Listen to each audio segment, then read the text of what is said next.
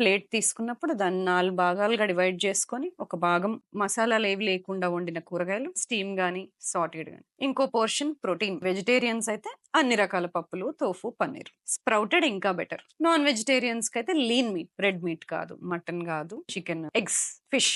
ఇంకో పోర్షన్ మనం వండుకునే ఆకుకూరలు, బెండకాయ, దోసకాయ, బీరకాయ ఇవన్నీను.